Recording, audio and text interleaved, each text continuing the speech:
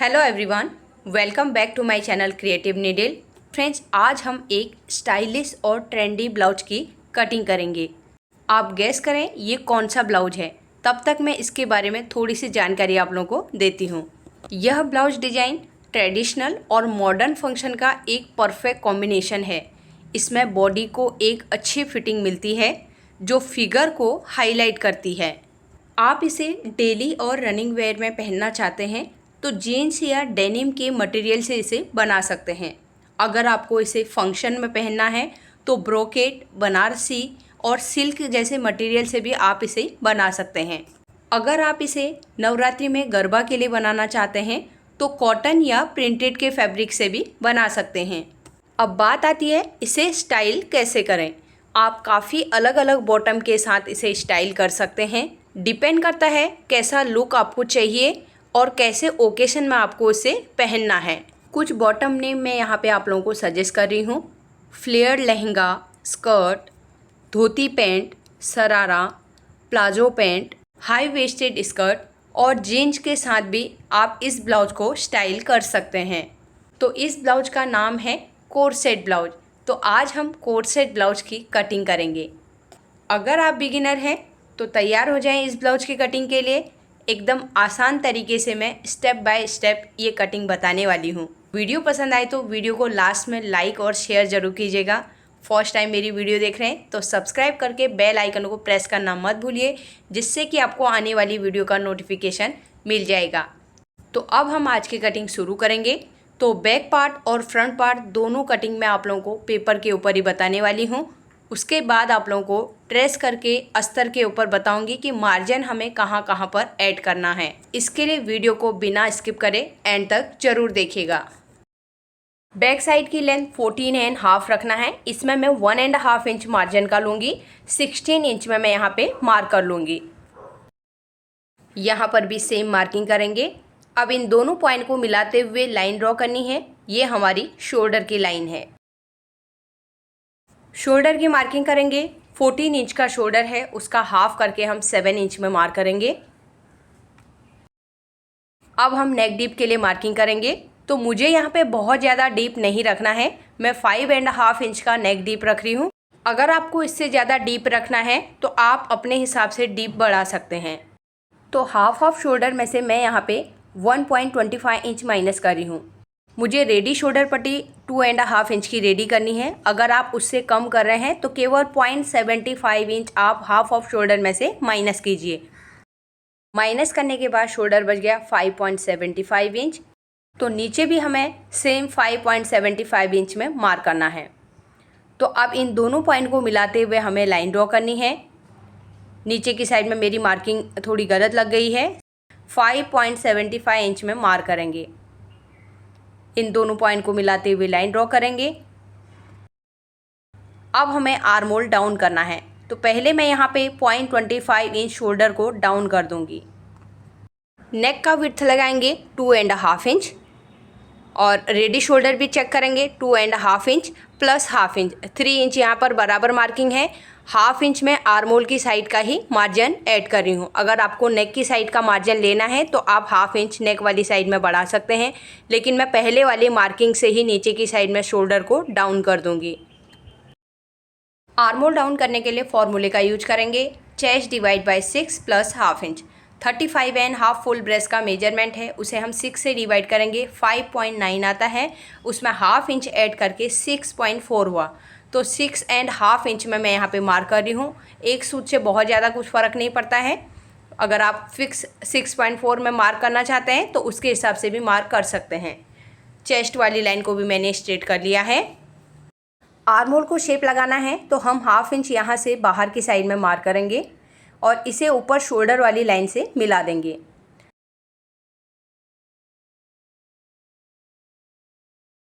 Arm hole length का centre निकालेंगे। तो ऊपर जो हमने 0.25 इंच डाउन किया था ना, उसे छोड़ देना है। तो नीचे वाली लाइन का ही हमें सेंटर निकाल के मार्क करना है।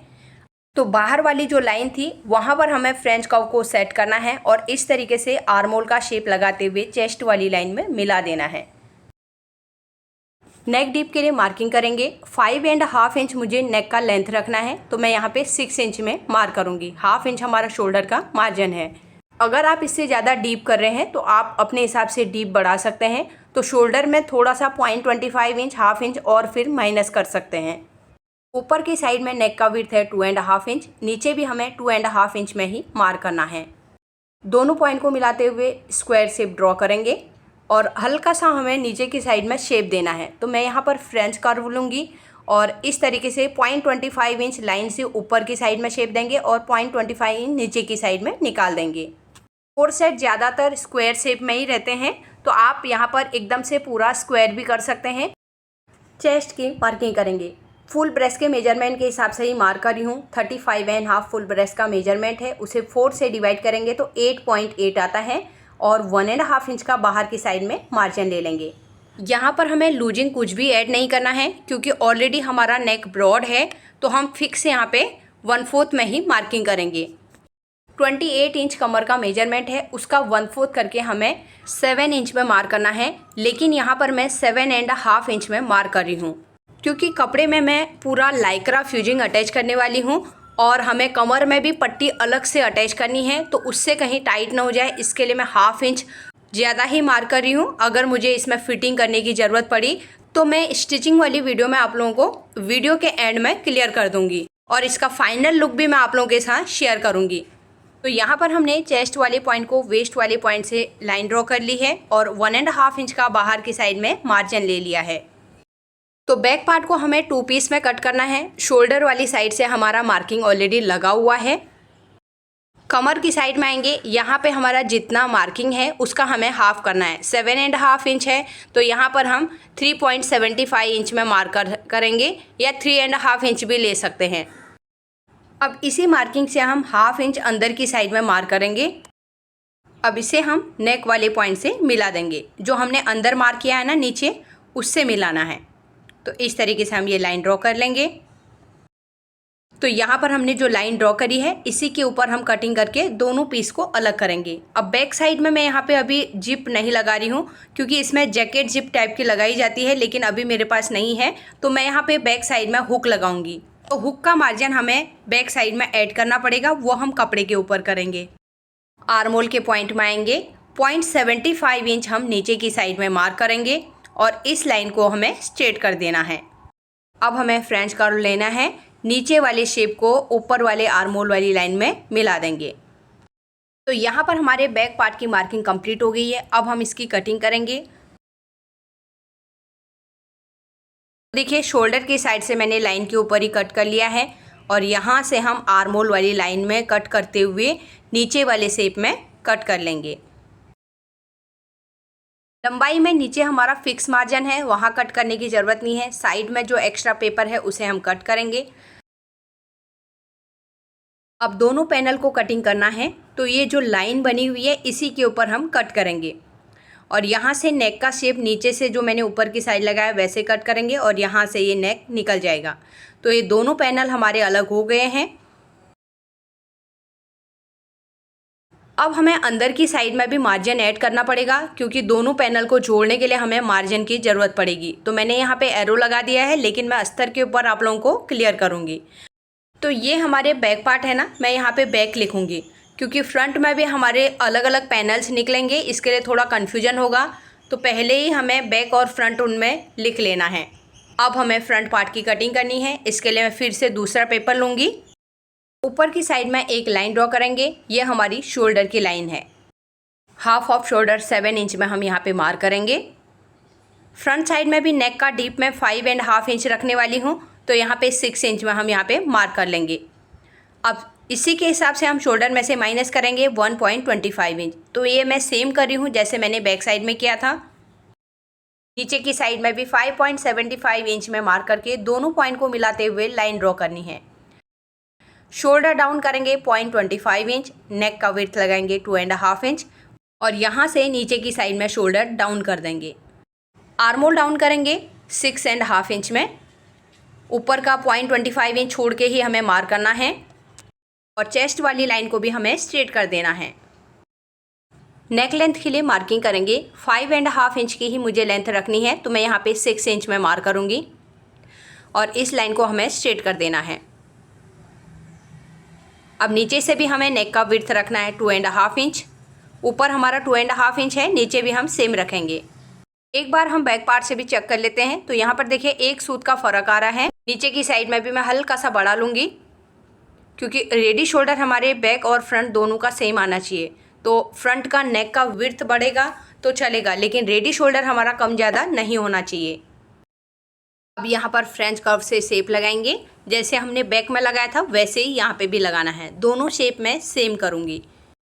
शोल्डर टू अपेक्स लेंथ के लिए मार्क करेंगे। 10 इंच की लेंथ है तो हम यहाँ पे 10.5 इंच में मार्क करेंगे। अब यहीं पर मेजर टेप को रखते हुए हम अंडर बस्ट के लिए मार्किंग करेंगे, या आप लोअर बस्ट भी आप इसे बोल सकते हैं।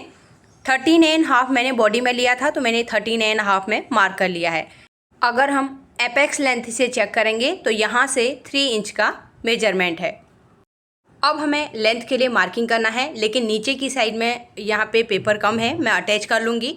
फ्रंट साइड का हमारा नॉर्मल ब्लाउज की लेंथ से थोड़ा सा ज़्यादा रहता है। अब ये हम बॉडी में ले सकते हैं, हम टमी से ऊपर करना चाहते हैं या टमी से नीचे करना चाहते हैं, उसके हिसाब से हमें लेंथ लेना है। तो मैंने 17 इंच का लेंथ लिया है, उसमें 2 इंच मार्जिन का ऐड करके 19 इंच में मार्क करेंगे। अब इन सभी लाइनों को स्ट्रेट कर देंगे। ये हमारी लेंथ की मार्किंग है, ये हमारी अंडर बस्ट वाली लाइन है, और उससे ऊपर आएंगे ये हमारी शोल्डर टू अपेक्स लेंथ है। तो फ्रेंड्स यहाँ पर थोड़ी मार्किंग मेरी हो गई है। मेरा एक क्लाइंट आ गए थे, कैमरा ऑफ किया हुआ था, तो मैंने गलती से इतनी मार्किंग कर ली है। इसको मैं एक बार फिर से आप लोगों को समझा देती हूँ। तो यहाँ पर मैंने अपेक्स टू अपेक्स का हाफ करके मार्किंग किया है।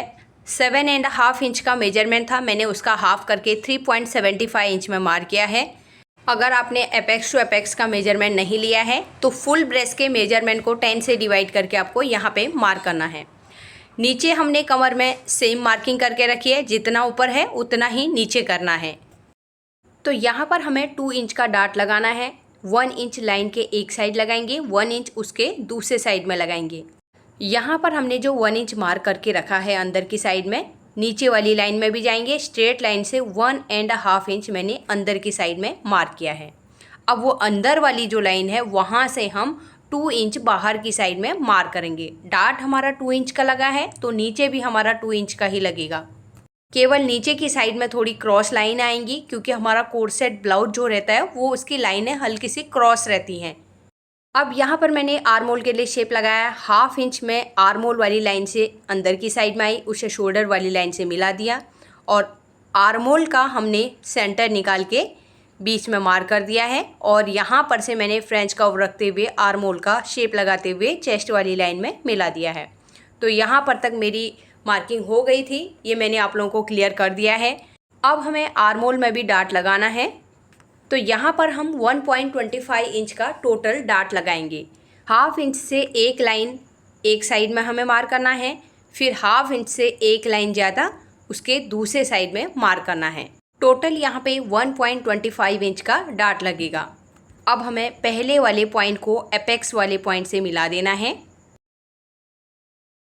दूसरी साइड में हमने जो पॉइंट लगाया है इसे भी हम ड्रॉ करके एपेक्स पॉइंट तक मिला देंगे।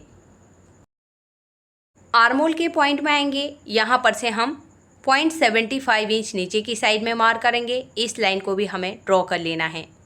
चेस्ट की मार्किंग करेंगे, ये भी मैंने पहले से करके रखा है, लेकिन मैं दोबारा फिर से आप लोगों को बता देती हूँ। फुल ब्रेस्ट के मेजरमेंट के हिसाब से हम यहाँ पे मार्किंग करेंगे 35.5। इसमें हम 3.5 इंच का लूजिंग देंगे। अब ये सभी साइज में आपको 3.5 इंच का ही लूजिंग देना है। 35.5 में 3.5 इंच ऐड करेंगे तो 39 इंच हुआ। उसे 4 से डिवाइड करेंगे, 9.75 इंच में मार्क करेंगे और 1.5 इंच का बाहर की साइड में मार्जिन लेंगे। अब हमें कमर का 1/4 मार्किंग करना है। फर्स्ट वाले पैनल को चेक करेंगे, फिर हमारा जो डार्ट लगा है 2 इंच का उसे छोड़ देना है। उसके बाद यहाँ पर 7.5 इंच में मार्किंग करेंगे। बैक साइड में भी हमने उतना ही किया था, लेकिन एक बार मैं फिर से आप लोगों को मेजरमेंट करके दिखाती हूँ। 28 इंच मेरे कमर का मेजरमेंट है, लेकिन मैंने यहाँ पे 1/2 इंच ज़्यादा ही मार्किंग किया था। तो यहाँ पर फिर से चेक करेंगे, 7.5 इंच में हमारा बैक साइड में मार्किंग है। तो यहाँ पर हम इस तरीके से 7.5 इंच में मार्क करेंगे और 1.5 इंच का बाहर की साइड में मार्जिन लेंगे। अब हमें स्केल लेना है, चेस्ट वाली पॉइंट को वेस्ट वाले पॉइंट से मिलाते हुए लाइन ड्रॉ करनी है और बाहर वाले दोनों पॉइंट को भी मिलाते हुए लाइन ड्रॉ कर लेंगे।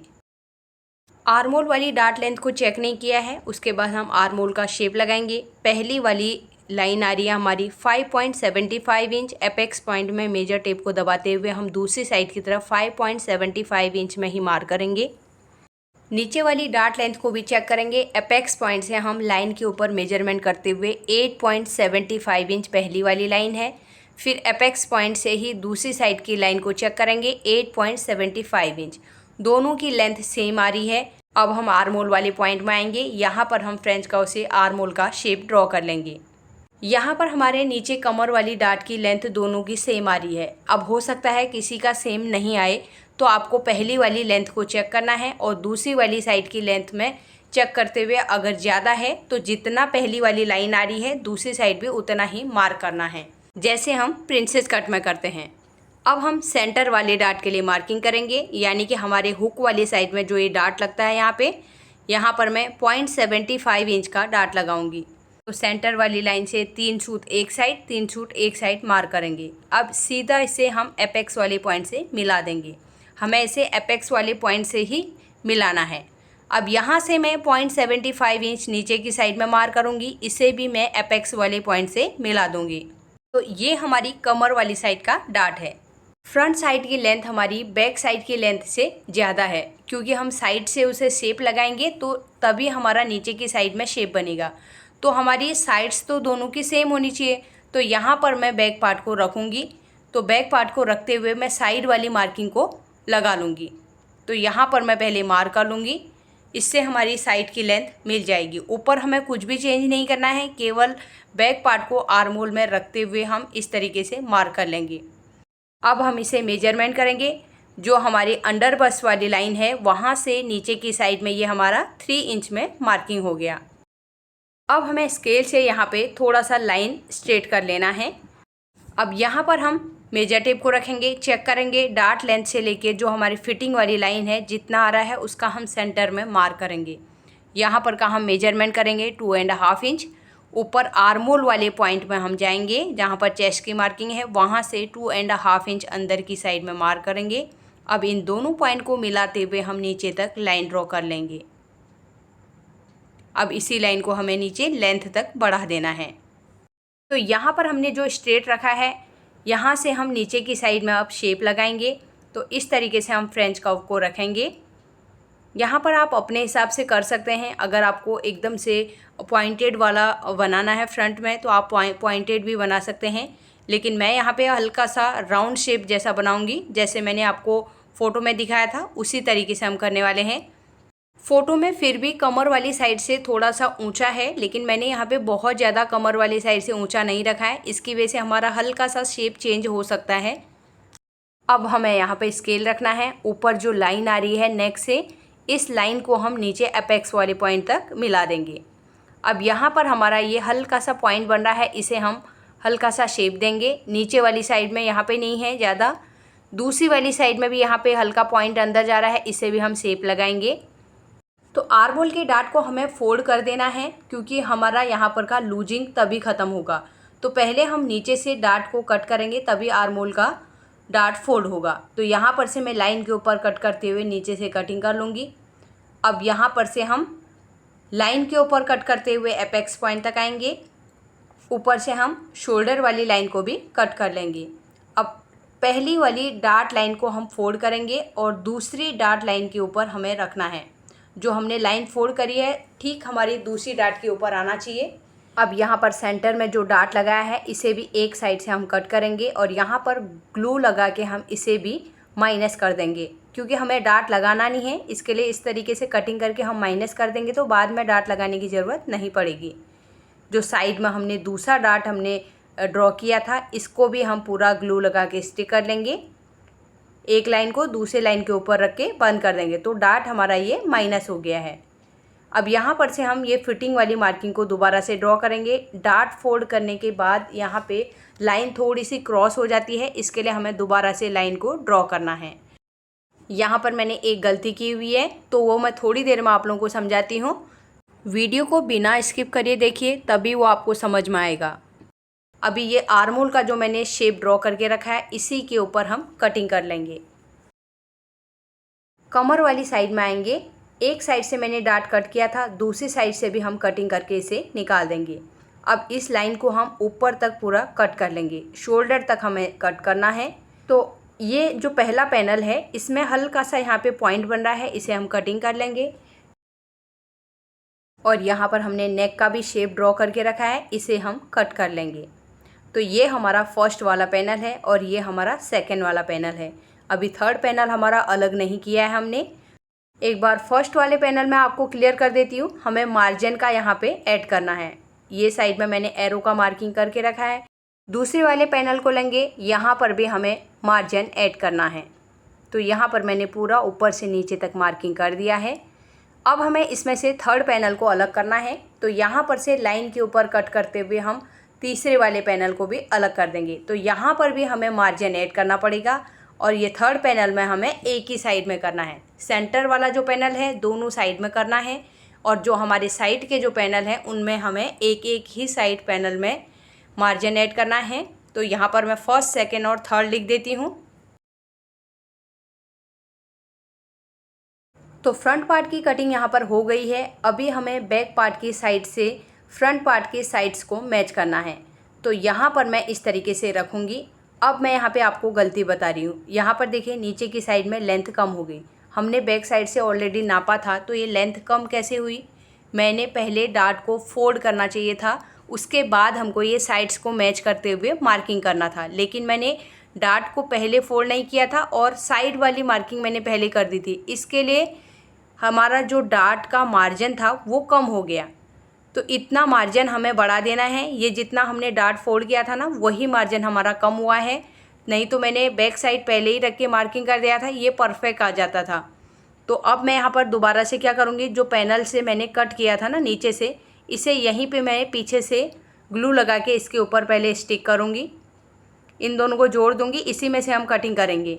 तो एक साथ में कटिंग हो जाएगा। अलग अलग छोटे छोटे पीस करेंगे तो उसमें थोड़ा कन्फ्यूजन हो जाएगा और थोड़ा छोटा बड़ा भी हो सकता है। तो मैंने ग्लू लगा के स्टिक कर लिया है और यहाँ पर अब इस तरीके से हम रखेंगे पहले, और यहाँ पे जितना बैक पार्ट की मार्किंग आ रही है उतना हम मार्क करेंगे। स्ट्रेट वाला मैंने मार्क कर लिया है, नीचे की साइड में हमारा शेप लगेगा।